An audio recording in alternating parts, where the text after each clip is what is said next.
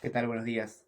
Benjamin, la primera pregunta con la cual queremos, ¿cuál es la estrategia integral de internacionalización de la empresa y de qué manera se adapta su propuesta de valor a las características culturales, económicas y regulatorias en cada mercado local? ¿Nos comentas si la empresa tiene operaciones solamente en Perú o en otros países? Bueno, un poco me voy a presentar. Yo soy Benjamín Clavijo, soy jefe de logística en la empresa Corporación Aroni y en la empresa Panorama Blinds. Son dos empresas que se encargan, una de la comercialización, la fabricación y comercialización de cortinas roller y la otra vendría a ser importación y venta a nivel local de pisos SPC, Ok. zócalos y molduras. O sea, todo lo que tiene que ver con pisos de esa calidad, no SPC. Mm. En mi empresa se manejan dos modalidades, la importación de insumos y la exportación de el producto terminado, ¿no? De lo que vendría a ser la cortina roller. Eh, con el tema de pisos SPC se vende simplemente a nivel local. Lo que tú me comentabas de cómo era todo el tema del proceso de adaptación a un mercado local o un mercado internacional, en este caso, solo la empresa Corporación Aroni exporta de manera terrestre a Bolivia. eh, Tienen un establecimiento en La Paz y exportan el producto terminado. Pues, y con todo este tema del proceso de internacionalización, pues cómo se manejó fue que se hizo un estudio de mercado en Bolivia para ver cuánto era el nivel de aceptación de este producto, qué tanto era lo que requerían o qué tanto se manejaba ya en su momento. Bolivia es un país que es en ciertos aspectos parecido al Perú, entonces no fue un proceso tan difícil. eh, Se manejaba de manera terrestre los productos, acá se fabricaba, se importaban todos los insumos, se fabricaba acá en Perú, en una planta en Chorrillos, y también hay una en Punta Hermosa, y se contrataba un servicio terrestre que los exportaba por desaguadero. Desaguadero una frontera que tenemos con Bolivia y ahí pasaba el proceso de aduanas. Pasaba el proceso de aduanas, se llevaba al local en La Paz y ahí se comercializaba. Ya habían algunas que ya estaban vendidas y que simplemente estaban esperando la llegada y otras que se vendían al momento, ¿no? Para que tenga el stock disponible. Se manejaban con precios competitivos. La verdad es que nosotros hemos manejado bastantes negociaciones. Somos prácticamente número uno en Perú en lo que es fabricación de rollers. Eh, yo me encargaba de hacer las importaciones y las exportaciones y veía que todos los productos se manejaban con un RPM para que todos los productos llegaran y tuviéramos el stock disponible para poder abastecer la demanda, ¿no? Se importaban telas, se importaban componentes y piezas. Algunos son motorizados, no motorizados, y hay tipos de telas, ¿no? Era una exportación de manera directa en este caso. Ok. Le doy pie a mi compañera Carmen para que pueda continuar con la segunda pregunta.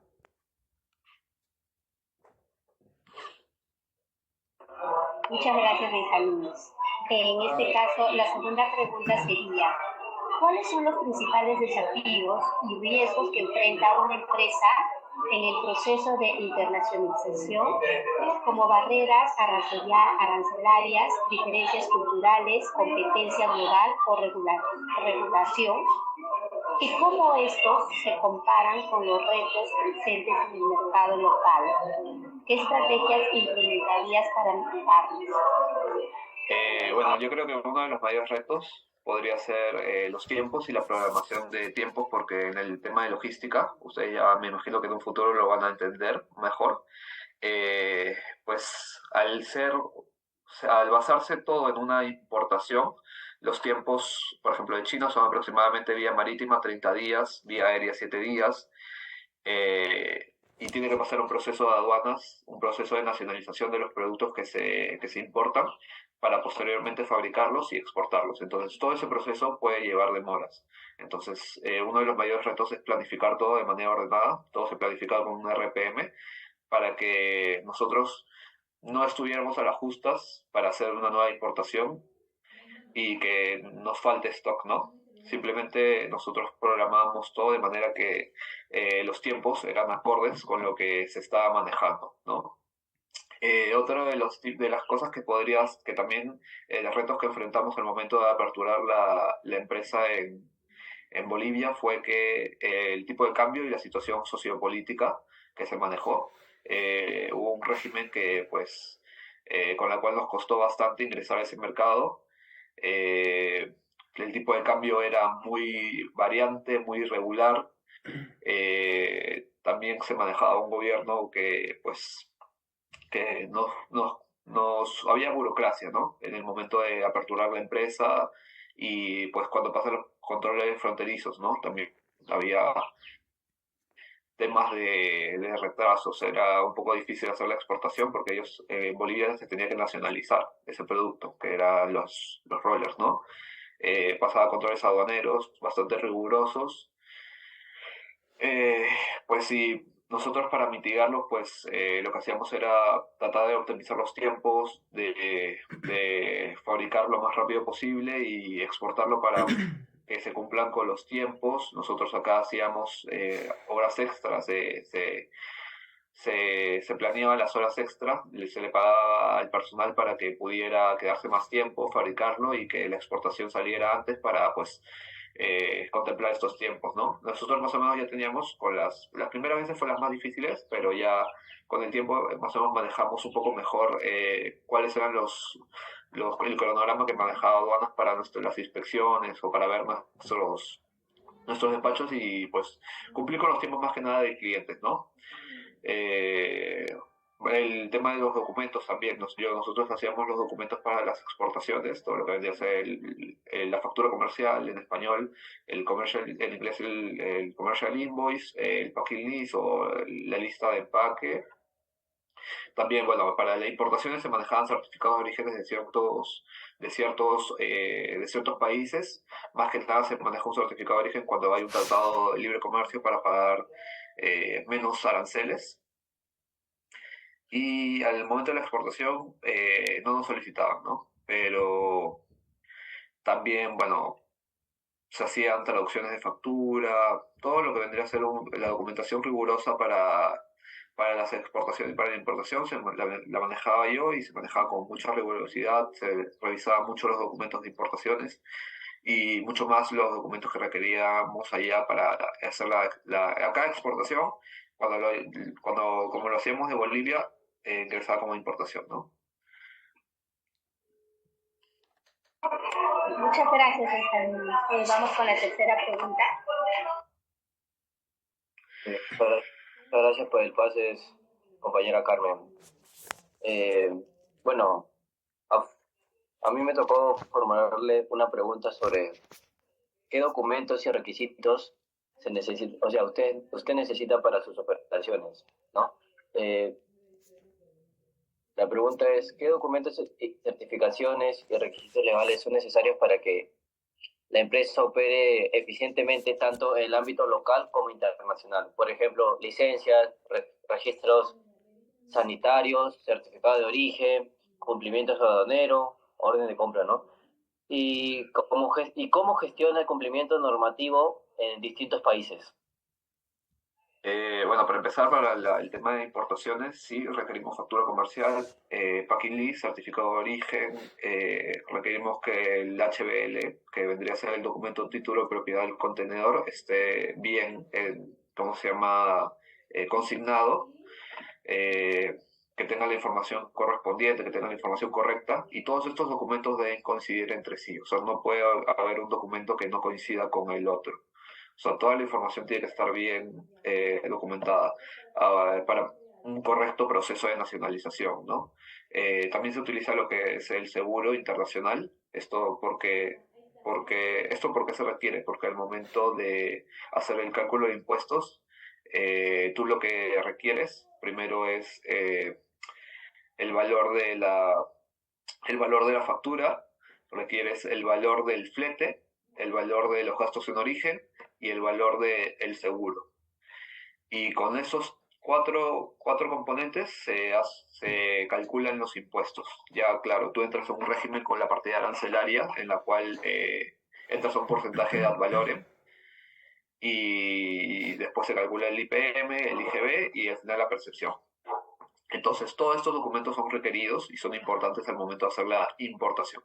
Ahora, para la exportación también nos solicitaban exactamente los mismos documentos. No se necesitaban inspecciones sanitarias porque no es un producto que requiera este tipo de inspección. Mayormente las inspecciones sanitarias son para alimentos o para productos que otro tipo de productos que lo requieren, ¿no?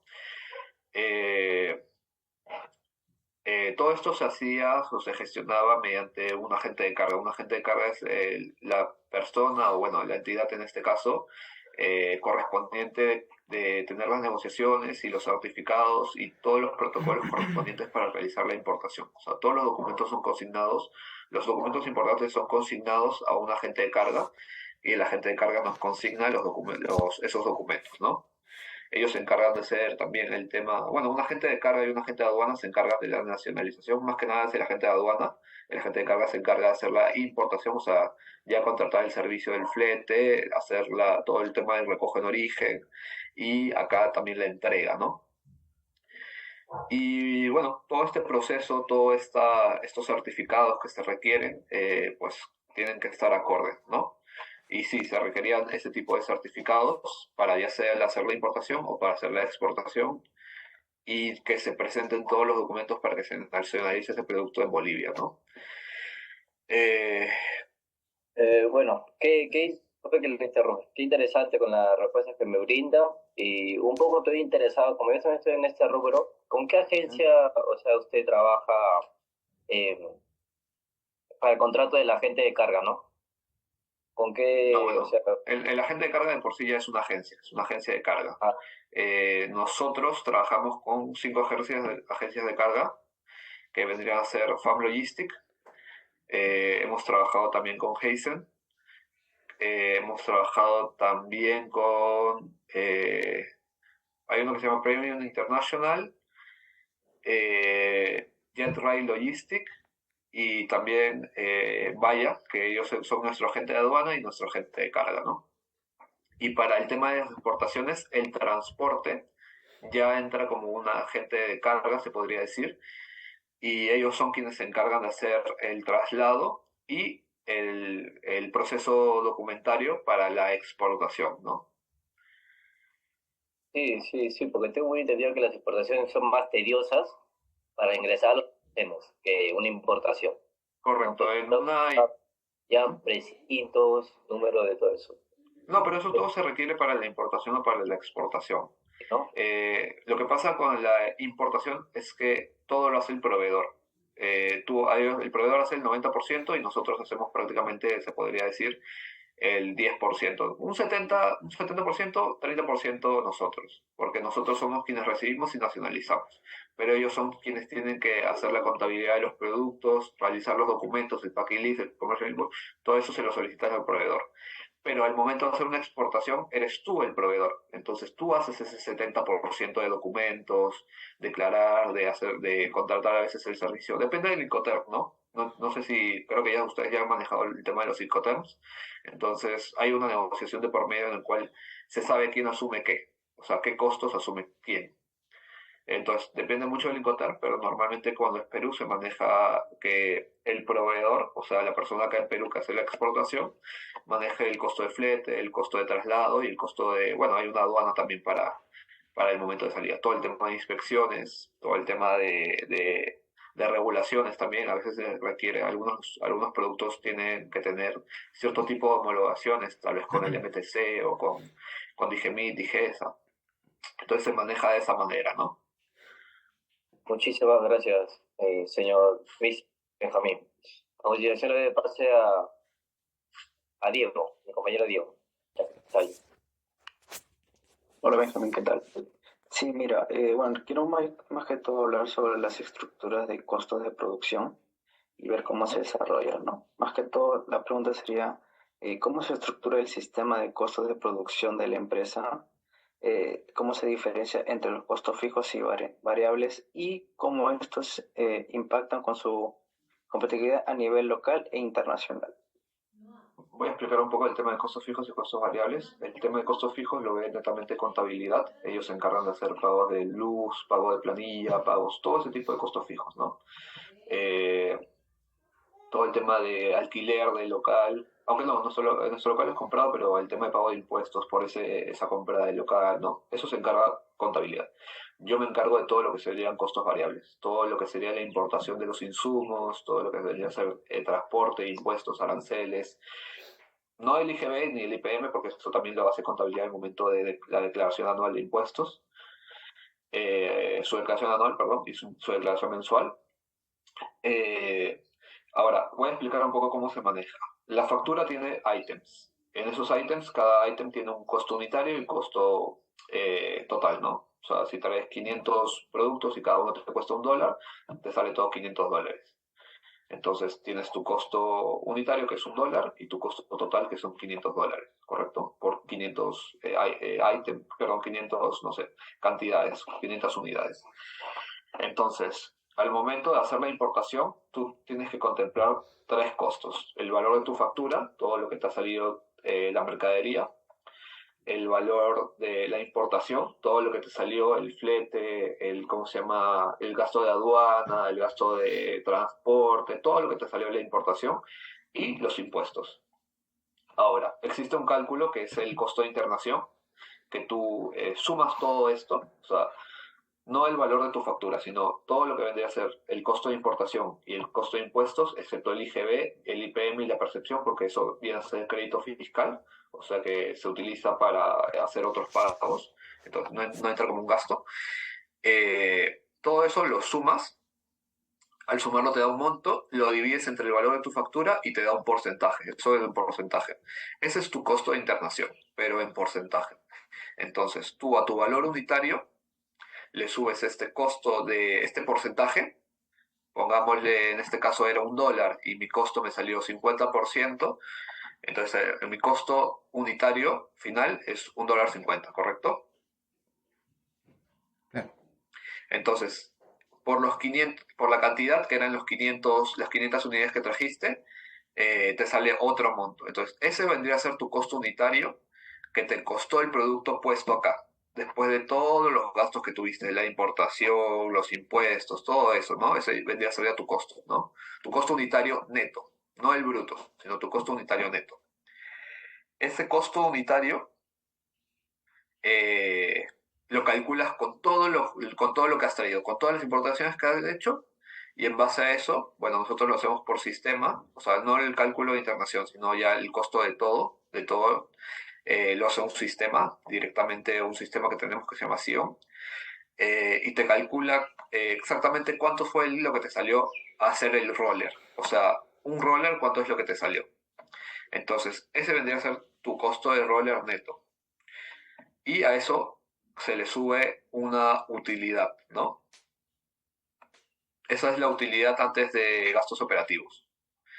Ya después me imagino que con contabilidad, yo ya no entro en esa parte, se ve el tema de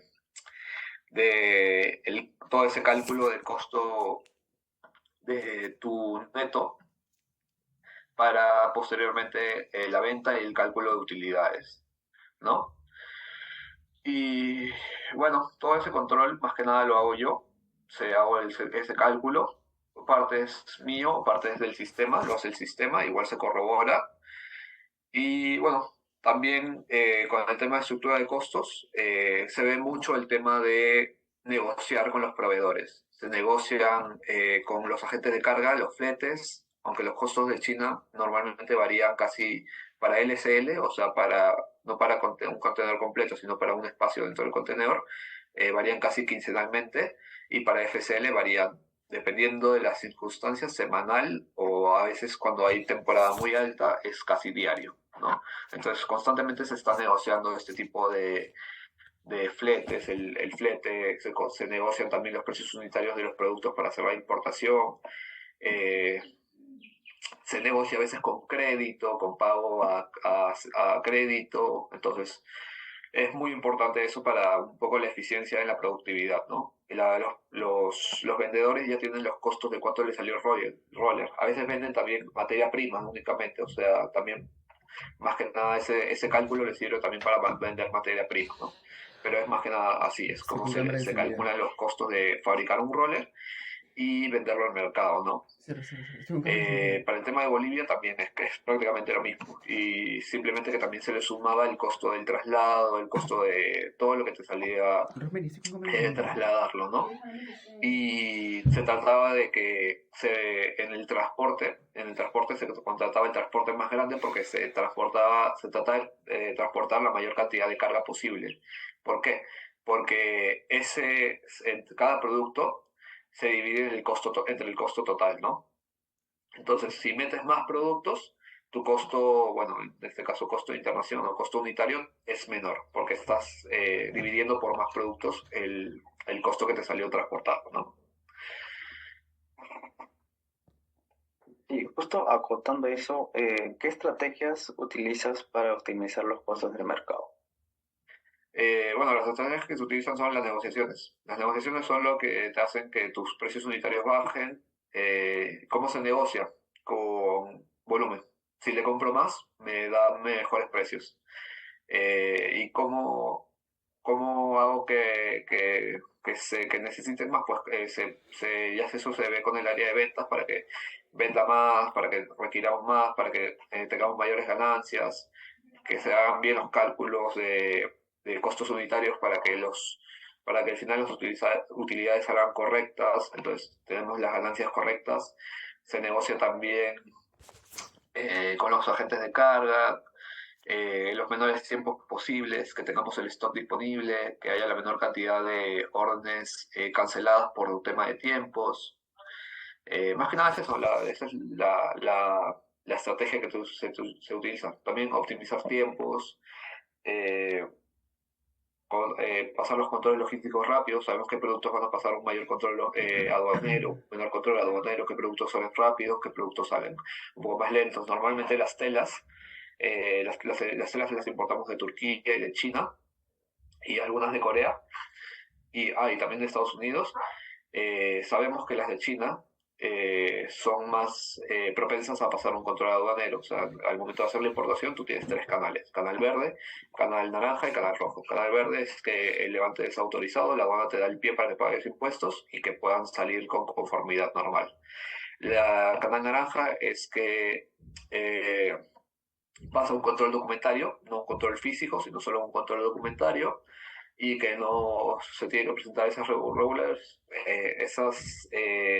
subsanar observaciones que te da la SUNAT. Y el último es el control rojo, que es una inspección física, o sea, lo que vendría a ser una FOL. Se revisa lo que hay dentro del contenedor y se hace un monitoreo de exactamente qué es lo que estás trayendo, si coincide con lo que tú estás declarando. Y bueno, todo eso nosotros lo tenemos contemplado. Sabemos qué productos sale el canal verde, sabemos qué productos sale el canal rojo y cuánto nos va a demorar. Entonces, nosotros optimizamos tiempos y optimizamos costos también. Al momento de contratar el servicio de aduanas, contratamos el servicio que sea el mejor, el más eficiente, el que va a sacar la mercadería en menos tiempo, aunque depende mucho de SUNAT, pero igual sabemos que también depende mucho de los tiempos de respuesta de la gente de aduana y los mejores costos, ¿no? Entonces, nosotros obviamente todo el tiempo estamos viendo qué es lo que más nos conviene y qué es lo que menos nos cuesta. O sea, porque a veces puede costar poco, pero pues puede ser más engorroso, puede llevar muchos trámites o pueden no ser muy eficientes al momento de hacerlo, de que la gente de aduana vaya a los controles aduaneros, ¿no? También existen otro tipo de controles aduaneros, una inspección, por ejemplo, CINI, que es una inspección no intrusiva, que es una inspección que ya netamente no es de SUNAT, sino que lo que entiendo es que es de la Policía Nacional para tema de drogas, para tema de exactamente qué es lo que está haciendo en el producto. Esa inspección se hace por rayos X y se hace en el momento de hacer el retiro o el traslado al almacén, ¿no? Ok, gracias. Nuestro compañero Héctor tiene una última pregunta que hacer. Héctor. Sí, por favor. Sí, buenos días. Quisiera saber cuáles son sus principales clientes con los que trabajan. Principales clientes, en este caso yo no veo tanto el área comercial, pero son normalmente, mira, tenemos tres tipos de clientes. Los clientes finales, o sea, que son personas como tú, como yo, que quieren contratar o quieren comprar un roller y se les vende. Tenemos tienda física y tienda virtual también. Entonces ellos vendrían a ser los clientes finales, ¿no? Se le vende a clientes finales, se le vende a distribuidores, que son las personas que ellos venden a clientes finales, o sea, que ellos contratan al por mayor el servicio para distribuirlo o distribuir a veces nuestra marca o a veces ellos también le ponen su logo. Y también tenemos clientes que vendrían a ser fabricantes. A ellos no se le vende el producto terminado, sino que se le venden los insumos. No sé, la vara baja, las telas, los componentes, los rotores, todo ese tipo de insumos se le vende a ellos y ellos ya lo fabrican con los insumos que tienen. A veces una parte los importan ellos y nos contratan para algunos insumos locales o ¿cómo se llama? Todos nos lo compran a nosotros y ellos lo fabrican, ¿no? Nos ahorra el costo de fabricación, pero que sería de no a sombra. Los que más nos compran, nuestros principales clientes son los distribuidores. Ellos nos compran a nosotros ya el producto terminado, nosotros lo fabricamos y ellos ya lo distribuyen. Se van a distribuirlo, no sé, a las empresas, por ejemplo, colegios tienen también ellos compran rollers, los edificios que están nuevos, los edificios de estreno, los edificios que se han hecho, los departamentos nuevos, ellos nos compran también ya los productos fabricados y una persona se encarga de distribuirlos, que no son nosotros. Pero sí, más que nada los distribuidores son nuestros principales clientes.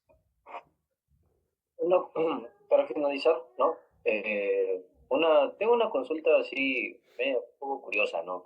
No, por favor, hazla. No sé si o sea, en su mercado de usted, ¿no? Que son los rollers, ¿no? A la hora de trasladar su producto, ¿no? Una importación, una exportación, alguno de su producto, o sea, sus clientes ha tenido alguna queja o alguna falla, ¿no? Con su producto de usted, ¿o no?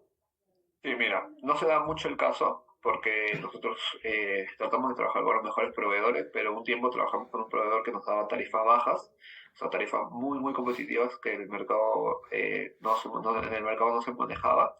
Nosotros hicimos la importación, pasó el control de calidad.